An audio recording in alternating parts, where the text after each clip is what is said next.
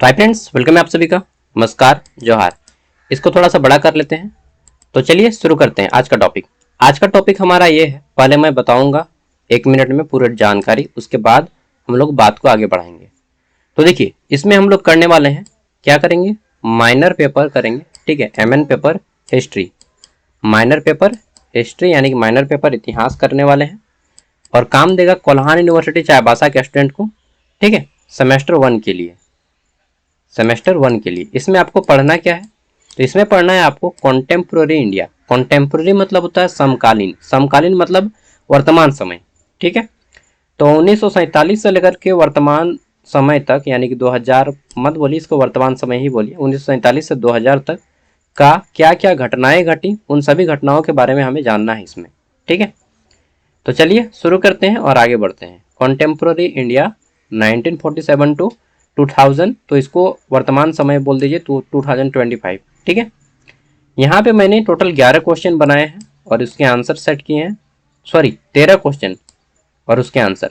अगर आप ये 13 क्वेश्चन और उसके आंसर करके जाते हैं तो मैं आपको यकीन दिलाता हूँ कि यहाँ से बाहर आपका शायद 1 या 2 क्वेश्चन आए, अदरवाइज सभी क्वेश्चन इसी पेपर से रहेंगे। इतना मैं दावा करके बोलता हूँ। ठीक है, कि आपके सभी पेपर यहीं से आएंगे, इससे बाहर शायद मुश्किल से 1 या 2 क्वेश्चन आपको आज देखने को मिले। लेकिन जो 90% क्वेश्चन रहेंगे, आई थिंक 100% क्वेश्चन भाई नहीं बोल सकता, लेकिन 90 to 80% क्वेश्चन यहीं से आएंगे।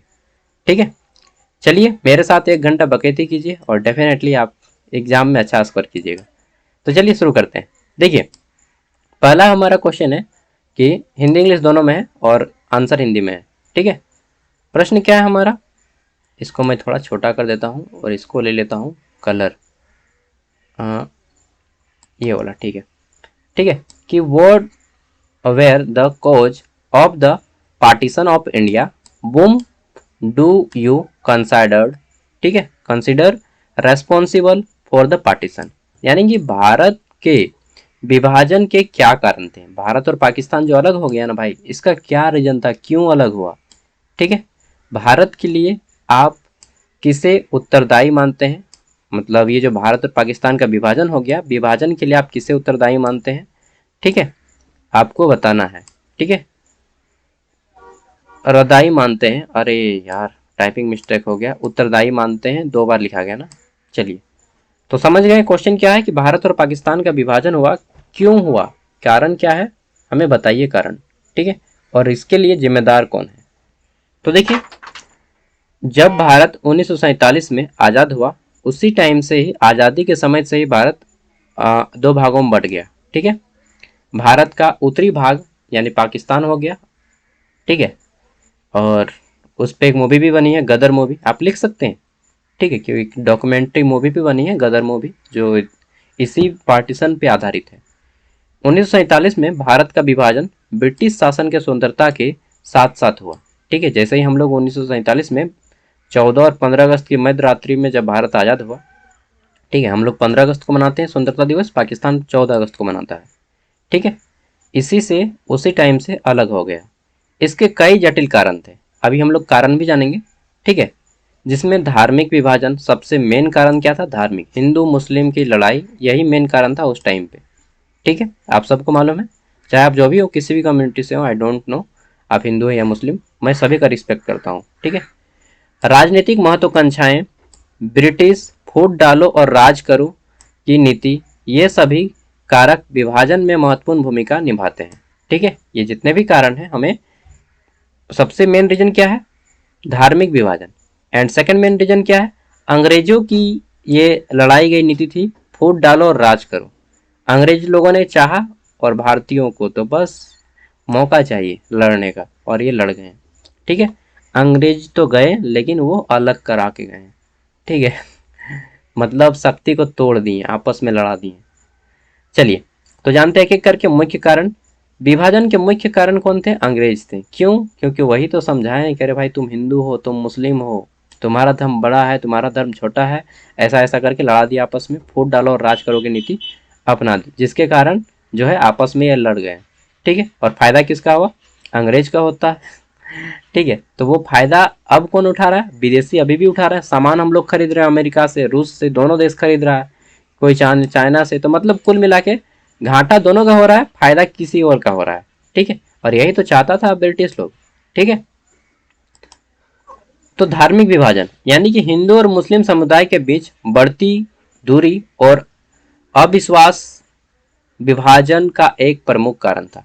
ठीक है, हिंदू मुस्लिम के बीच में विश्वास खत्म हो गया और दूरियां क्रिएट हो गई, डिस्टेंस क्रिएट हो गया। मुस्लिम लीग की भूमिका देखिए, मुस्लिम लीग जिसके नेता मोहम्मद अली जिन्ना थे, और ये भी एक पर्सन है जो कि पाकिस्तान को अलग करने में बहुत बड़ा भूमिका निभाया था। मोहम्मद अली जिन्ना ये कौन थे? ये मुस्लिम लीग के नेता थे, सबसे अव्वल दर्जे के नेता। ठीक है, और यही पाकिस्तान के प्रथम प्रधानमंत्री भी थे। ठीक है, तो मुस्लिम लीग मोहम्मद अली जिन्ना ने मुसलमानों के लिए एक अलग राष्ट्र की मांग की, और यह मानते हुए कि वे हिंदुओं के साथ एक राष्ट्र में सुरक्षित नहीं रहेंगे। ठीक है, किसका बोलना था? मोहम्मद अली जिन्ना का। ठीक है, और उसी कारण जो है भारत मेन रूप से अगर देखा जाए तो इसी कारण अलग हो गया। ठीक है, यही अली जिन्ना, नोट कर लीजिएगा नाम, मोहम्मद अली जिन्ना। ठीक है, आगे बात करते हैं। तो नेक्स्ट आता है कांग्रेस लीग के बीच मतभेद, यानी कि भारतीय राष्ट्र कांग्रेस और मुस्लिम लीग के बीच राजनीतिक विचारधाराओं में मतभेद थे, जिससे विभाजन की मांग को और बल मिला। ठीक है, ब्रिटिश नीति की बात करते हैं। तो ब्रिटिश नीति देखिए, अंग्रेज लोग तो चाहता ही था कि फूट डालो और राज करो। ठीक है, जैसा कि भारत में घरों में होता है अक्सर कि जो अदर पर्सन होता है लड़ा देता है सास और बहू को, और फायदा कौन उठाता है? अलग वाली लोग इंजॉय लेते हैं ना, बगल वाले पड़ोसी। तो ऐसा होता है घर में, सेम नीति जो है यहाँ पे भी अपनाया गया, बड़े लार्ज नंबर पर अगर आप देखें। ठीक है, ऊपर लेवल पे। तो ब्रिटिश सरकार की फूट डालो और राज करो की नीति ने विभाजन में योगदान दिया, क्योंकि उन्होंने हिंदू और मुस्लिम धार्मिक मामला को लेकर उन्होंने लड़ा दिया था और राजनीतिक विभाजन को बढ़ावा दिया। ठीक है, एक है लॉर्ड माउंटबेटन, उन्होंने एक योजना लाई, माउंटबेटन योजना। कौन सी योजना? माउंटबेटन योजना। ठीक है, ये क्या माउंटबेटन योजना? तो लॉर्ड माउंटबेटन द्वारा प्रस्तावित योजना, जिसमें भारत को दो राष्ट्रों में विभाजित किया गया था। ठीक है, इस योजना ने विभाजन की गति को और जल्दी तेज कर दी। ठीक है, 1946 का चुनाव के बारे में जान लीजिए। देखिए, 1946 के चुनाव में मुस्लिम लीग की सफलता ने भी विभाजन की मांग को मजबूत किया। जब 1946 में चुनाव हुआ, ठीक है, तो उस टाइम भी मुस्लिम लीग की अच्छी खासी वोटिंग आई। तो और भारत मतलब दो पार्टी था, एक मुस्लिम लीग और एक था कांग्रेस। ठीक है, मेन रूप से मेजरली दो पार्टी थे, कांग्रेस और मुस्लिम लीग। तो मुस्लिम लीग के लीडर कौन थे? तो वही थे, कौन? मोहम्मद अली जिन्ना। और कांग्रेस के तो मालूम है कि दिग्गज दिग्गज पार्टी थे, नेहरू थे। ठीक है, बाकी जब ये जीते तो इन्होंने मुस्लिम को बोला कि नहीं, हम लोग एक देश में नहीं रह सकते हैं, हम लोग को खतरा है हिंदुओं से, तो हमें अलग राष्ट्र करना है, ऐसा डिमांड किया। ठीक है, तो फिर बोलिएगा उत्तर का ही हिस्सा क्यों चुना? मतलब ये जो उत्तर का हिस्सा है ये हमारा पाकिस्तान हो गया, और नीचे वाला जितना भी हिस्सा हमारा बच जाता है, ठीक है, ये हमारा भारत हो जाता है। ऐसा क्यों?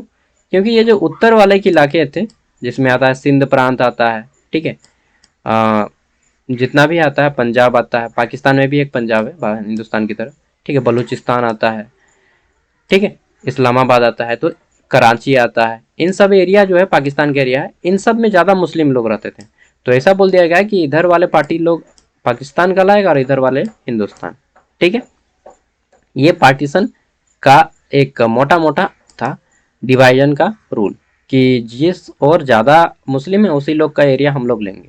ठीक है, तो आप मोटा मोटा समझिए ना भाई। ठीक है, कि प्रत्यक्ष कार्रवाई दिवस अब देख लेते हैं। 16 अगस्त 1946, तो 15 अगस्त को तो आज़ाद हो गया भारत, 14 अगस्त को पाकिस्तान।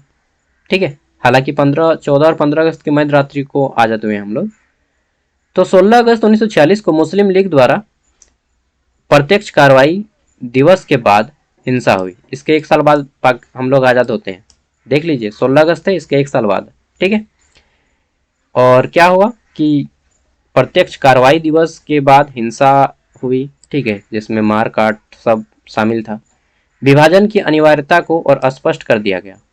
महात्मा गांधी विभाजन के खिलाफ थे, वो बोलते थे कि अगर विभाजन हुआ तो मेरी लाश से गुजरेगा। ठीक है, लेकिन विभाजन भी हो गया।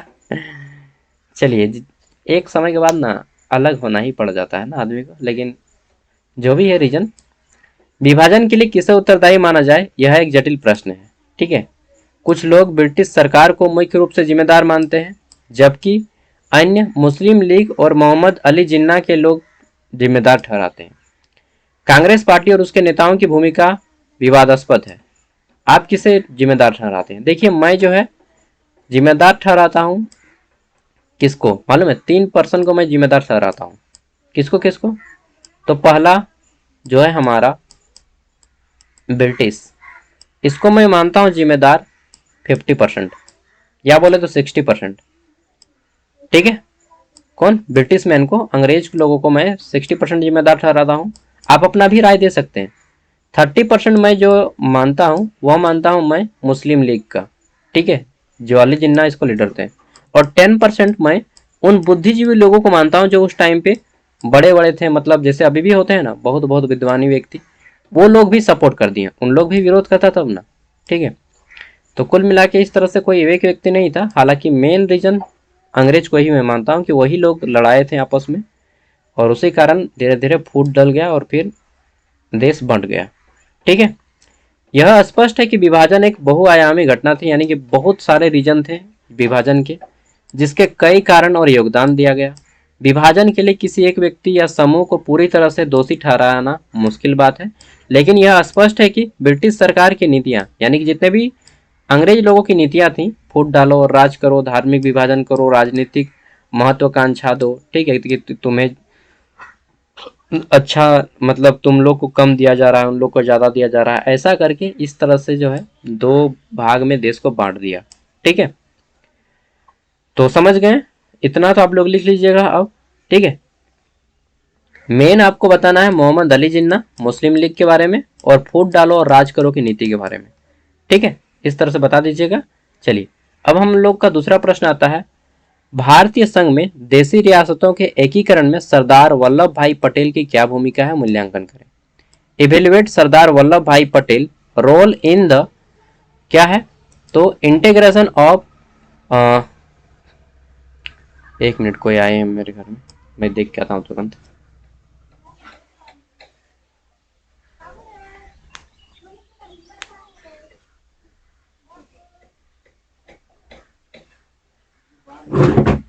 चलिए, तो कोई नहीं है। कहाँ थे हम लोग? Evaluate Sardar Vallabhbhai Patel role in the integration of princely state with Indian union, यानी कि भारतीय संघ, भारत एक राज्यों का संघ है। ठीक है, भारत एक राज्यों का संघ है, उससे पहले राज्य मतलब राजाओं का जो गढ़ था उनका संघ है। ठीक है, तो भारत में राज्यों के संघ में देशी रियासत थे। देशी रियासत माने रजवाड़े, रजवाड़े मतलब एगो राजा का अपना राज्य। ठीक है, इसका एक किया, पूरे भारत में विलय किया किसने? सरदार वल्लभ भाई पटेल ने, जैसा कि चाणक्य ने किया था प्राचीन भारत में, पूरे भारत को एक किया था, चाणक्य ने किया था ना। और उसके राजा कौन थे? तो भारत के प्रथम राजा थे चंद्रगुप्त मौर्य। वही काम सरदार वल्लभ भाई पटेल करते हैं 1948 में। ठीक है, 1947 से 48 में सरदार वल्लभ भाई पटेल, मतलब 1950 तक हम लोग बोल सकते हैं कि सरदार वल्लभ भाई पटेल ने यह काम किया। इसीलिए इनको लौह पुरुष और इनके जन्मदिन पर राष्ट्रीय एकता दिवस मनाते हैं। ठीक है, तो सरदार वल्लभ भाई पटेल जब भारत आजाद हुआ उस टाइम पे भारत जो है कई राज्यों में बटा हुआ था। राज्य मतलब राजाओं का घर, अभी वाला राज्य नहीं, रजवाड़ा हम लोग बोल सकते हैं। ये सरदार वल्लभ भाई पटेल ने 565 से अधिक देशी रियासतों को भारतीय संघ में एकीकृत करने में महत्वपूर्ण भूमिका निभाई। उस टाइम पे कितने राजा थे? तो 565 गो राजा थे।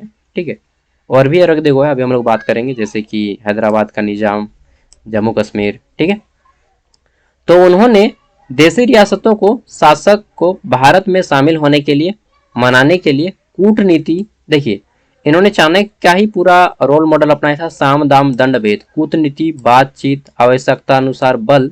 ठीक है, और फिर छल, सब नीति से हम करेंगे लेकिन हम भारत को एक करेंगे, ये नीति अपनाया था किसने? सरदार वल्लभ भाई पटेल ने। साम दाम दंड भेद, साम मतलब समझा बुझाकर, दाम मतलब धन देकर। ठीक है, साम दाम दंड, फिर ना मानो तो फिर दंड दो, और भेद और धन मतलब जब लगे कि नहीं हम इसको मार पीट के भी नहीं कर सकते हैं तब आप चाल चलिए। ठीक है, अपना माइंड चलाइए तब। तो साम दाम दंड भेद की नीति से सरदार वल्लभ भाई पटेल ने भारत को एक किया, ठीक है, और इस्तेमाल किया। इसके प्रयास से भारत एकीकृत राष्ट्र बना, अदरवाइज भारत राष्ट्र नहीं बनता, भारत बटा बटा रह जाता, विभाजित देश, ठीक है।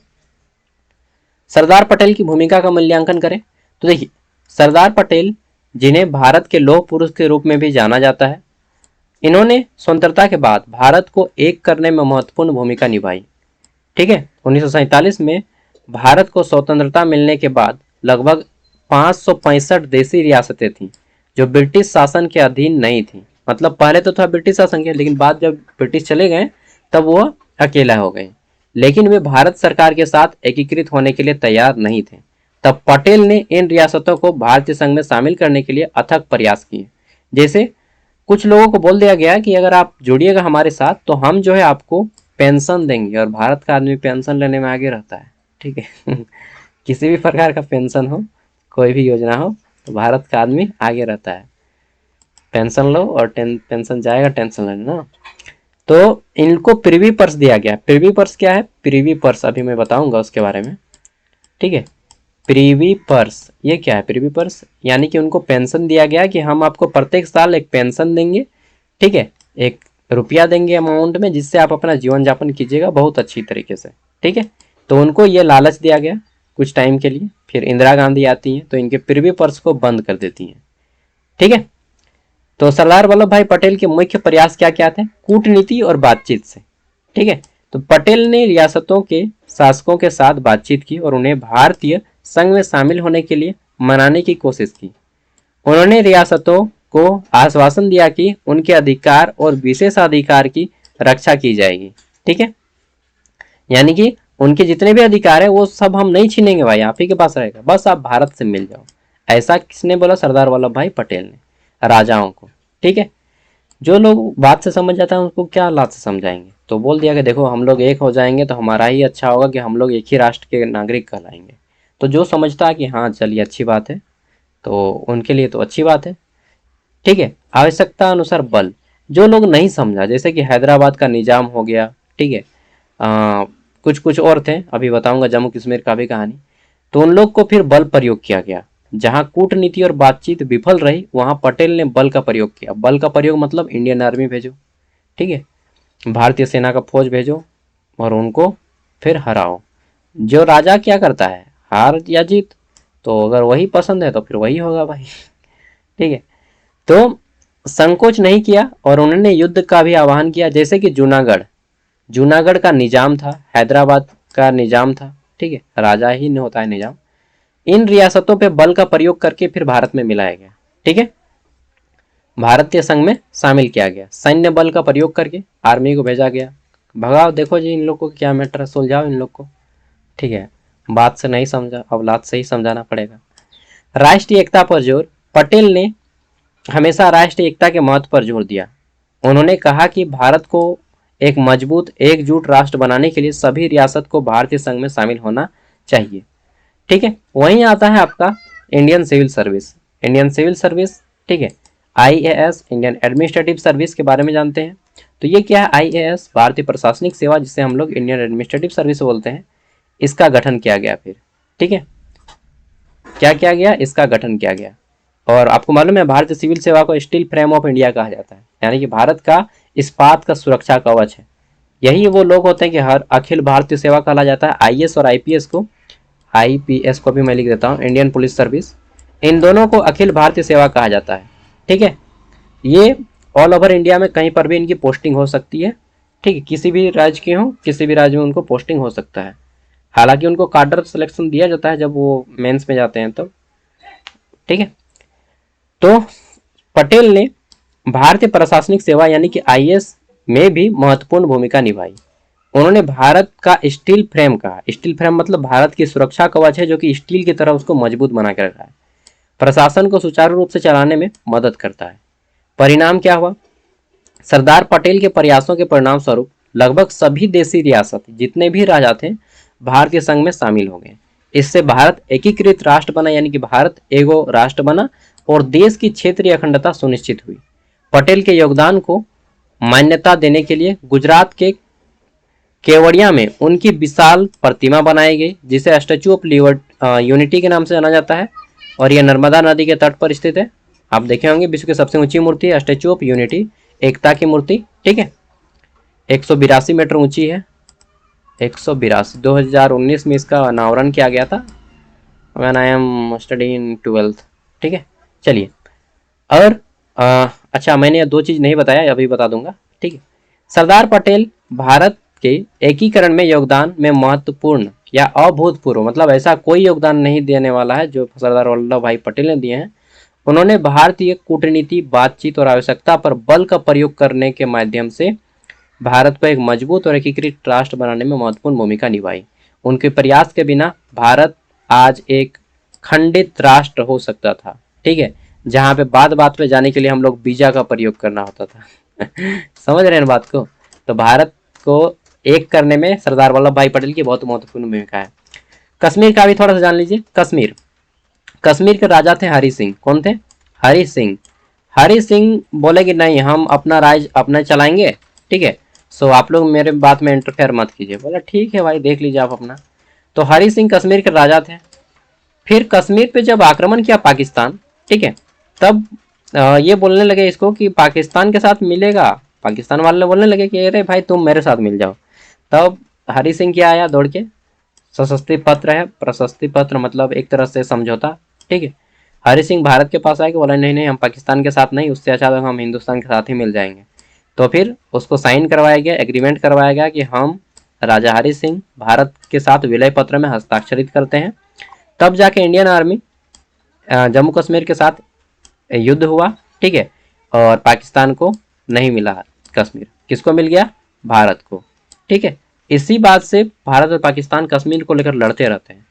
इनका कहना है कि हमने पहले आक्रमण किया, लेकिन भाई राजा जो इसका ये तो भारत के साथ समझौता विलय पत्र में हस्ताक्षरित किया ना, आपने आक्रमण किया लेकिन विलय पत्र तो राजा हमारे साथ हस्ताक्षर किए, तो हम बोलते हैं कि ये हमारा है, ठीक है। तो कुल मिला के बात इतना है कि इसी मामले में इन लोग लड़ते रहता है। पाक एक एरिया है पाकिस्तान का, ठीक है। तो इसी एरिया के कारण जो है लड़ते रहते हैं भारत और पाकिस्तान, ये मेन मुद्दा है, ठीक है। और लड़ाने वाला कौन है पता है? पॉलिटिशियन लड़ाता है। सही बता रहे हैं। अगर पॉलिटिशियन चाह ले कि भाई तुम लोग काहे लड़ रहा है, ठीक है, मैटर हम लोग आपस में सुलझाएंगे, तो सेना क्यों लड़ेगी? ये बात बताइए। तो कुल मिला के बात इतना है कि पाकिस्तान और भारत के दोनों के आदमी, दोनों के जो लीडर होते हैं मेन, जब इनको लगता है कि नहीं माहौल थोड़ा गर्माना चाहिए, मैटर को थोड़ा सा इधर आदमी का माइंड डाइवर्ट करना चाहिए, तब इन लोग लड़वा देता है। नहीं तो बताइए तो क्यों लड़ाई होगा? अगर चाहेगा इन लोग आपस में कि नहीं हम लोग लड़ाई नहीं करेंगे, कोई बीच का मैटर निकालेंगे, ठीक है, तो सिंपल सी बात है, कभी लड़ाई नहीं होगा। समझ गए ना? चलिए, कश्मीर का ये मुद्दा हो गया। गोवा जो है इसके बारे में भी बता देता हूँ। गोवा जो भारत का सबसे छोटा राज्य है क्षेत्रफल की दृष्टिकोण से, गोवा यह पुर्तगालों के अधीन था। किसके? पुर्तगाल। बाद में 1900 आई थिंक 1900 कितना था, 76 ना 62 था ना 64 था, एक बार देख लीजिएगा, लिख दीजिएगा ना कि 60 के दशक में। गोवा 60 के दशक में पुर्तगालियों को भगाया गया फिर, और यहाँ पे फिर भारत की सेना मतलब भारतीय यहाँ पे इसको घोषित किया गया। 1960 के बाद जब भारत आज़ाद होता है, 1900 कब 1947 में आज़ाद होता है, और 1964 में, मुझे एग्जैक्ट याद नहीं आ रहा है डेट, ठीक है, गोवा कब आज़ाद हुआ लिखिएगा ना तो आ जाएगा। 1964 में मुझे जहाँ तक याद आ रहा है कि 1964 में भारतीय सेना ने पुर्तगालियों को भगाया कि भागो भाई, ये मेरा देश है, तुम लोग काहे जमा के रखा है, तो फिर भगा दिया गया उनको। और गोवा अगर अभी भी जाइएगा आप, तो वहाँ पे एक शहर है वास्को डी गामा। शहर का नाम है Vasco D gamma. Vasco D gamma पुर्तगाली व्यक्ति थे। आपको मालूम है भारत में समुद्री मार्ग की खोज किए थे वास्को डी गामा। 1498 ईस्वी में भारत आए थे। वही वास्को डी गामा के नाम से यहाँ पे एक शहर बसा हुआ है गोवा। गोवा जाइएगा तो लगेगा कि मैं विदेश आ गया हूँ यार, ठीक है, मतलब थोड़ा अजीब एकदम। वहाँ पे भाषा भी चलता है पंजी, ठीक है, सॉरी गोवा में तो पुर्तगाली चलता है, और थोड़ा सा क्या जो बोलते हैं उसको याद आ जाऊँ यार, टाइम के समय याद नहीं आता है, ठीक है। तो गोवा में भाषा चलता है कोंकणी, ठीक है, बहुत सारा भाषा चलता है हालांकि। आगे देख लेते हैं। तो नेक्स्ट, और गोवा की राजधानी क्या है? पणजी ना। गोवा में 2 ही जिला है, 2 गो, जस्ट 2 गो, हाँ 2 गो जिला है केवल। तीसरा प्रश्न, भारत की संविधान की प्रमुख विशेषताओं का विवरण देना है आपको, ठीक है। तो भारत का संविधान, जैसे ही संविधान का बात आता है तो नाम आता है अंबेडकर, भीम साहब, बाबा साहेब भीमराव अंबेडकर, ठीक है। भारतीय संविधान की प्रमुख विशेषताएं इस प्रकार है, क्या क्या विशेषता है ये बताना है। तो आप सभी को मालूम है कि भारत का संविधान कब बनने का शुरुआत हुआ, पहले हम लोग वो जान लेते हैं, ठीक है।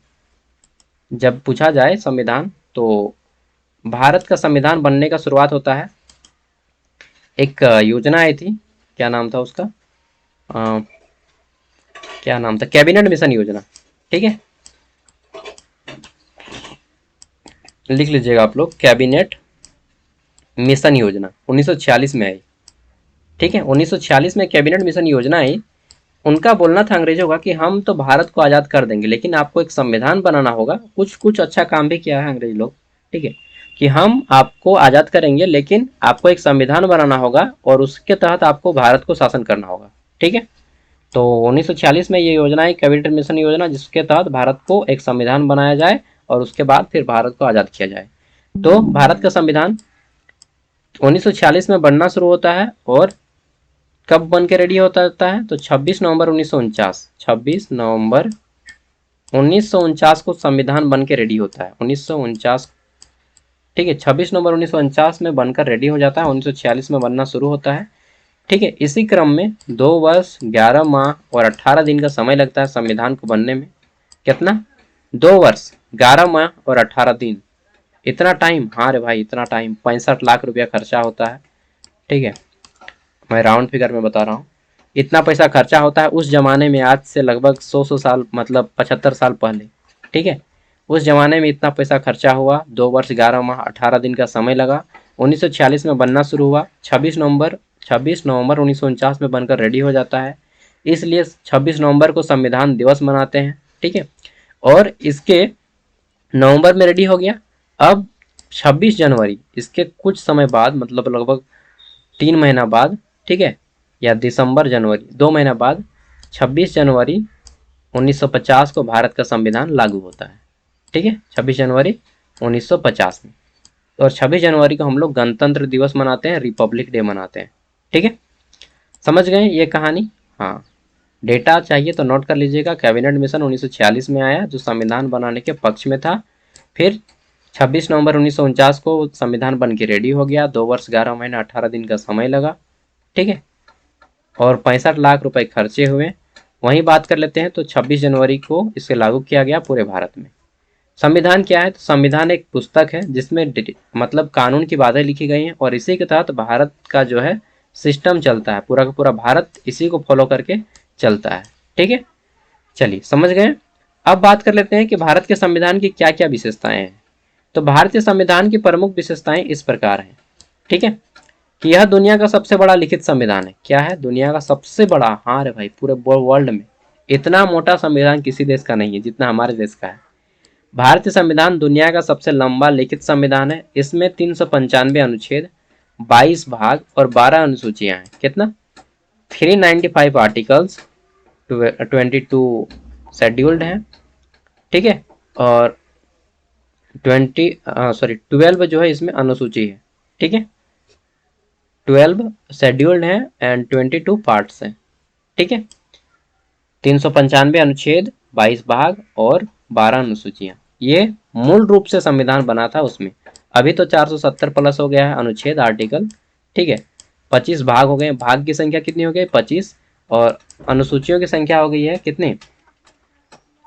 तो कितना हो गया है भाई, इसको मैंने भूल गया, ठीक है। कितना हो गया है? यहाँ यही होता है कि मतलब नहीं पढ़ने से ना भूल जाते हैं हम लोग ना। देख लें क्या गूगल से, भारतीय संविधान में अनुसूचित वर्तमान में कितने हैं?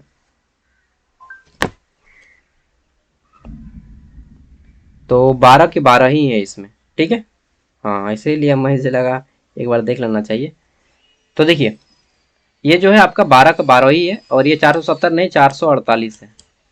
देखिए, नहीं पढ़ने से यही होता है कि मैं भी बहुत टाइम से नहीं पढ़ा था, इसलिए ये कन्फ्यूजन हो गया, ठीक है। चलिए, तो ये 12 का 12 ही है, ये 25 को हो गया है और ये 450 के लमसम लिख दीजिएगा, ठीक है। और ये कितना है, तो ये 12 का 12 ही है। सॉरी, मैं भी कोई मशीन नहीं हूँ इसलिए भूल सकता हूँ, समझ सकते हैं बात को, ठीक है ना। चलिए, तो ये हो गया कि मूल संविधान में हमारे ये थे, और विभिन्न स्रोत से इसे लिया गया था। विभिन्न स्रोत माने अलग अलग देश से लिया गया। जैसे मौलिक अधिकार जो हम लोग बोलते हैं, हम लोग मौलिक अधिकार है ना 6 गो, तो ये अमेरिका से लिया गया। मौलिक कर्तव्य रूस से लिया गया। नीति निर्देशक तत्व तो आयरलैंड से लिया गया, ठीक है। संघीय प्रणाली कनाडा से लिया गया। इस तरह से अलग अलग देशों से संविधान को लिया गया है। अच्छी अच्छी बातें। संविधान को विभिन्न देशों के संविधान से प्रेरणा लेकर बनाया गया है, जैसे कि ब्रिटेन, अमेरिका, आयरलैंड, कनाडा, ठीक है। इन सभी देशों से लिया गया है। यहीं पे बात कर लेते हैं कि भारतीय संविधान कठोर भी है और लचीलापन भी है, ठीक है। यानी कि समय के साथ परिवर्तित होता है। जैसा समय उसी के अनुसार ये काम करता है, ठीक है। जैसा मौसम उसी के अनुसार ये बदल जाता है। वो गाना सुने, मौसम की तरह तुम भी बदल तो न जाओगे। बिल्कुल बदल जाएगा, ठीक है। संविधान में कुछ प्रावधानों को संशोधित करना आसान है, जबकि कुछ जितने भी संशोधन है, ठीक है, उनके लिए अनुमति की आवश्यकता होती है, ठीक है। और कुछ को आसान है जबकि कुछ को कठिन है। इसलिए तो बोला जाता है कि कठोर भी है और लचीलापन भी है। वहीं संघीय और एकात्मक विशेषताओं के मिश्रण की बात करते हैं, तो भारत एक संघीय राज्य है, आपको मालूम है, लेकिन इसमें जो है एकात्मक सरकार की विशेषताएं भी हैं, जैसे कि मजबूत केंद्र। राज्य की सरकार मजबूत है या केंद्र की? सिंपल सी बात है, केंद्र की। हमारे यहाँ सूची भी है, राज्य सूची, संघ सूची और समवर्ती सूची। पढ़े हैं ना? पढ़े हैं ना जी? यूनियन लिस्ट, स्टेट लिस्ट और कंकरेंट लिस्ट, ठीक है। 3 गो सूचियां भी हैं। इस नजरिए से भी जो है केंद्र सूची की ज्यादा संख्या है। संसदीय प्रणाली, तो भारत में 2 गो संसद है, लोकसभा और राज्यसभा। भारत में सरकार का संसदीय रूप है, ठीक है। इसमें राष्ट्रपति राज्य का प्रमुख होता है, ठीक है, और प्रधानमंत्री सरकार का प्रमुख होता है। राष्ट्रपति किसका है? राष्ट्र का प्रमुख। राष्ट्रपति जो है देश का प्रथम नागरिक होता है। देश के पहले नागरिक कौन होते हैं? वही तो फर्स्ट सिटीजन ऑफ इंडिया, राष्ट्रपति। और भारत के वर्तमान राष्ट्रपति कौन है? द्रौपदी मुर्मू। भारत के वर्तमान उपराष्ट्रपति कौन है? कल जगदीप धनखड़ जो है अपने पद से इस्तीफा दे दिए हैं, सो भारत के वर्तमान उपराष्ट्रपति अभी कोई नहीं है, ठीक है। चुना जाएगा उपराष्ट्रपति। स्वतंत्र न्यायपालिका, हमारे देश की जो न्यायपालिका है वो स्वतंत्र है, यानी कि यह घूसखोरी का काम नहीं करती है, कहने की बात है। चलिए, रियलिटी आप सभी को मालूम है ना। और भारत में जो है न्यायपालिका इस तरह से है, जिला लेवल पे है सबसे पहले, ठीक है, डिस्ट्रिक्ट लेवल पे, फिर आ जाता है स्टेट लेवल पे हाई कोर्ट है, ठीक है, डिस्ट्रिक्ट लेवल पे सिविल कोर्ट है, स्टेट लेवल पे हाई कोर्ट है, और फिर देश में सुप्रीम कोर्ट है, ठीक है। तो ये 3 तरह से प्रणाली बनाया गया है, supreme court, civil court, high court, supreme court, ठीक है। मौलिक अधिकार की बात करें तो संविधान में 6 मौलिक अधिकार प्रदान किए गए हैं, जैसे कि समानता का अधिकार, पहला अधिकार। दूसरा स्वतंत्रता का अधिकार, ठीक है। शोषण के विरुद्ध अधिकार, ठीक है। धार्मिक स्वतंत्रताओं का अधिकार, ये हमारा चौथा हो गया। 5वां है संस्कृति और शैक्षणिक संबंधी अधिकार, और 6ठा है संवैधानिक उपचारों का अधिकार। ये जो संवैधानिक उपचारों का अधिकार है, इसे संविधान का हृदय भी कहा गया है, ठीक है, भीमराव अम्बेडकर ने बोला है, ठीक है। और राज्य के नीति निर्देशक सिद्धांत, यानी कि एक राज्य को क्या क्या करने चाहिए, ठीक है, इसके बारे में आयरलैंड से लिया गया है। संविधान राज्य को कुछ दिशा निर्देश देता है कि उसे किस प्रकार की नीतियां बनानी चाहिए और नागरिकों के कल्याण के लिए क्या कामना करनी चाहिए, ठीक है, ये आयरलैंड से लिया गया है। वहीं हम लोग बात कर लेते हैं मौलिक कर्तव्य की, तो संविधान में 11 गो मौलिक कर्तव्य है, ठीक है, जिनका पालन प्रत्येक नागरिक को करना चाहिए। जैसे राष्ट्रीय झंडे को क्या करना है? रिस्पेक्ट देना है, ठीक है। जब देश पे विपत्ति आए तो उसके लिए आगे आना है, ठीक है। सरकारी संपत्ति की रक्षा करना है। करते हैं आप लोग? अच्छा, सरकारी संपत्ति की रक्षा, और आप लोग? चलिए, आप लोग करते हैं तो बहुत अच्छी बात है, लेकिन नहीं करता है आदमी, ठीक है। अब उसका जाता है, गवर्नमेंट का जाता है, हम लोग वही कर देते हैं ना। चलिए, जो भी है।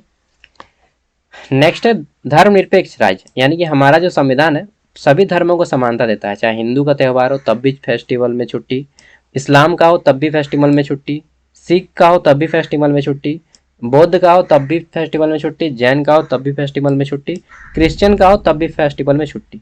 यानी कि हर एक में हम लोग जो है समान रूप अपनाते हैं। सर्वाधिक वयस्क मताधिकार, जो कि मेरे ख्याल से गलत है। 18 वर्ष से अधिक आयु के सभी नागरिक को वोट देने का अधिकार है। गलत है यार। भारत में मालूम नहीं होता है कि एमएलए का क्या पावर है और एमपी में क्या अंतर है। मतलब जिसको व्यक्ति को मालूम नहीं है एमएलए और एमपी में क्या अंतर है, वो एमएलए और एमपी को वोट देता है। समझ के देखो, आपको ये खुद मालूम नहीं है एक व्यक्ति को कि एमएलए क्या चीज़ है और एमपी क्या चीज़ है, और वो वोट दे रहा है एमएलए और एमपी को। तो मेरे ख्याल से ये भेड़ चाल है। व्यक्ति की समझ होनी चाहिए वोट देने के लिए, नहीं तो वो गलत नागरिक ही चुनेगा, गलत नेता ही नहीं चुनेगा जी, अगर समझ नहीं है। इसलिए मुझे लगता है कि भारत में वोट देने के लिए कम से कम मैट्रिक पास तो होना ही चाहिए। अगर आप मैट्रिक पास नहीं है तो वोट देने का कोई अधिकार नहीं है अकॉर्डिंग टू मी, क्योंकि यह भेड़ चाल हो जाएगा फिर। ठीक है, भेड़ चाल ही है ना भारत में, लोकतंत्र नहीं। यहाँ पे भेड़ तंत्र है, भेड़ तंत्र। ठीक है, यहाँ पे कोई भी व्यक्ति वोट में खड़ा हो जाता है। अरे भाई, चुनाव में लड़ने के लिए कम से कम व्यक्ति ग्रेजुएट हो, ऐसा क्वालिफिकेशन रखा जाए। ठीक है, अगर मैं प्रधानमंत्री बना तो ये सारे बदलाव करूँगा। चलिए, जो भी है बहुत सारा बदलाव करना है अगर बन गया तो।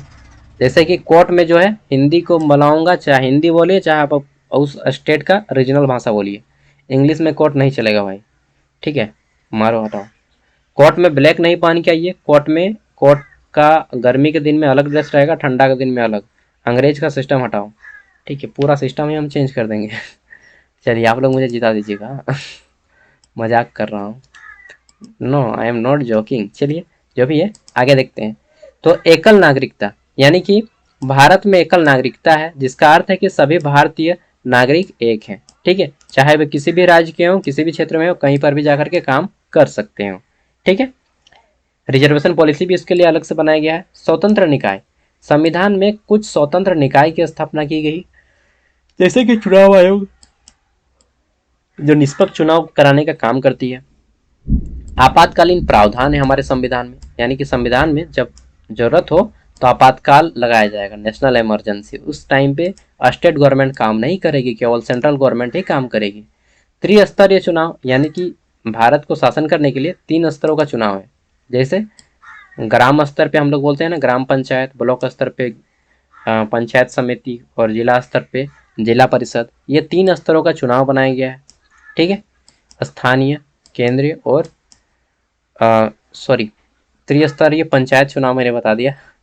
ये त्रिस्तरीय शासन व्यवस्था है, मतलब एक ब्लॉक में सेंट्रल गवर्नमेंट होती है। गवर्नमेंट 3 प्रकार की है, सेंट्रल गवर्नमेंट, स्टेट गवर्नमेंट और फिर हमारा है क्या, तो जिला का गवर्नमेंट। ये 3 को गवर्नमेंट में बांटा गया है। ठीक है, ताकि काम को आसानी से किया जा सके। अच्छा, पानी आने लगा और ख़त्म भी हो गया हमारा। ठीक है, चलिए आगे देख लेते हैं।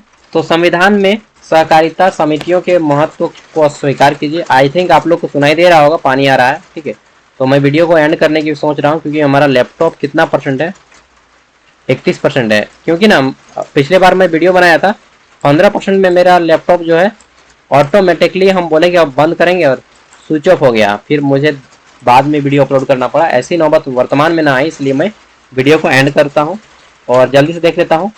चौथा प्रश्न है हमारा, क्या है, मैं एक बार क्वेश्चन को समझा देता हूँ। 1956 में भारत में राज्यों का पुनर्गठन का आधार क्या था? यानी कि 1956 में भारत के राज्य अलग अलग होने लगे एक दूसरे से। तो अलग अलग होने लगे, इसका आधार क्या था मालूम है? भाषा आधार था, कि जिस राज्य में जो भाषा चलेगा उसके आधार पर उस राज्य को अलग किया जाएगा। जैसे गुजरात में गुजराती, तेलंगाना में तेलुगु, ठीक है, कर्नाटक में कन्नड़, तमिलनाडु में तमिल, ठीक है, उत्तर प्रदेश हिंदी। तो इस तरह से बांटा गया। और सबसे प्रथम राज्य अलग हुआ हमारा आंध्र प्रदेश, तेलुगु भाषा के आधार पे। ठीक है, ये इसमें पूछा गया है। अगला प्रश्न है, भारतीय विदेश नीति की विशेषताओं को बताइए। भारत में किस प्रकार विदेश नीति है? पाकिस्तान के साथ, अफगानिस्तान के साथ, चीन के साथ, ये सब आपको बताना है। ठीक है, हालांकि मैंने 2 को डिटेल वीडियो बनाया है, इसके 2 क्वेश्चन डिटेल से रखा है। पंचशील समझौता के बारे में पूछा जाएगा। पंचशील समझौता क्या है? तो भारत और चीन के बीच में जो है 5 को मुद्दा पे समझौता हुआ। ठीक है, भारत के प्रधानमंत्री पंडित जवाहरलाल नेहरू और चीन के प्रधानमंत्री के साथ, लेकिन चीन ने इसे नहीं माना और अंततः 1962 में भारत और चीन के बीच में युद्ध हो जाता है। ठीक है, हम लोग इसको भाई भाई मान रहे थे कि भारत चीनी भाई भाई, लेकिन उन लोग कर दिया ठाई ठाई और 1962 का वॉर हम लोग हार जाते हैं। ठीक है, चलिए आगे देख लेते हैं। तो नेक्स्ट आता है हमारा यहाँ पे, हिंदू कोड बिल क्या है इसके बारे में बताना है। हिंदू कोड बिल 1950 में पारित हुआ, इसके बारे में आपको जानना है, छोटा सा है। उसके बाद है हमारा 1974 में जेपी, जेपी मतलब जयप्रकाश, ठीक है, जेपी मतलब जयप्रकाश नारायण, ठीक है, जयप्रकाश नारायण ने आंदोलन किया कि संपूर्ण क्रांति, टोटल रिवोल्यूशन का नारा दिया बिहार में। इसके बारे में आपको जानना है, जेपी बिहार आंदोलन, ठीक है, संपूर्ण क्रांति का नारा दिया है जेपी ने, इसके बारे में जानना है। देन आपको जानना है अगला प्रश्न हमारा नक्सलवाद के बारे में। देखिए झारखंड में काफी ज्यादा ये प्रचलित है नक्सलाइड, तो इसके बारे में जानना है, नक्सलवाद क्या है, इसका आंदोलन क्या है, भारत में इसकी भूमिका क्या है, ठीक है। नेक्स्ट हम लोग देख लेते हैं, तो अगला प्रश्न है हमारा भारत और चीन के बीच संबंध कैसा है, ये जानना है, ठीक है। भारत पाकिस्तान के बीच में संबंध कैसा है, आपको ये भी जानना है। पंचवर्षीय योजनाओं के बारे में जानना है, ठीक है। कहाँ गया, जल्दी खत्म कर देते हैं। गुट निरपेक्ष आंदोलन के बारे में जानना है, ठीक है। और क्वेश्चन पेपर भी हम लोगों ने बना दिया है, अगर आप क्वेश्चन पेपर नहीं देखे हैं तो वो भी देख लीजिएगा। इसके अलावा सार्क के बारे में जानना है। सार्क क्या है, south Asian association for regional corporation इसका फुल फॉर्म है, ठीक है। और इसका कब बना, तो 1985 में बना था, जब भारत के प्रधानमंत्री थे राजीव गांधी, ठीक है। और भारत इसका शुरू से ही सदस्य देश है, सबसे बड़ा देश है इसका, और इसका राजधानी जो है काठमांडू में स्थित है, सॉरी हाँ काठमांडू में स्थित है। हालांकि इसकी स्थापना 1985 बांग्लादेश की राजधानी ढाका में हुई थी, ठीक है। और इसके वर्तमान सदस्य देशों की संख्या 8 है, इसको भी देख लीजिएगा। और बस इतना देख लीजिए ना, आपका एग्जाम इससे बाहर नहीं जाएगा, पक्का पक्का। अब हमारा लास्ट क्वेश्चन है, आप में से कौन कौन कितने टैलेंटेड है बताइएगा।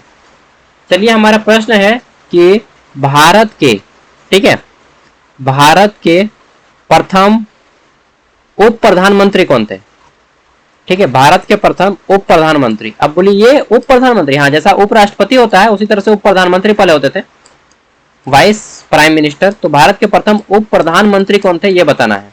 इससे दो चीज पता चलता है कि आप जो है हमारी वीडियो को लास्ट तक देखें, एंड दूसरी चीज कि आप इस प्रश्न का आंसर जाते हैं। ऑप्शन ए है हमारा सरदार वल्लभ भाई पटेल, ठीक है, सरदार Vallabhbhai Patel. Option B है हमारा doctor Sarvepalli Radhakrishnan, doctor Sarvepalli Radhakrishnan. Option C है हमारा डॉक्टर जाकिर हुसैन, डॉक्टर जाकिर हुसैन, ठीक है। और ऑप्शन डी है हमारा इनमें से कोई नहीं, इनमें से कोई नहीं। चलिए बताते हैं, बताइएगा। Thank you, bye.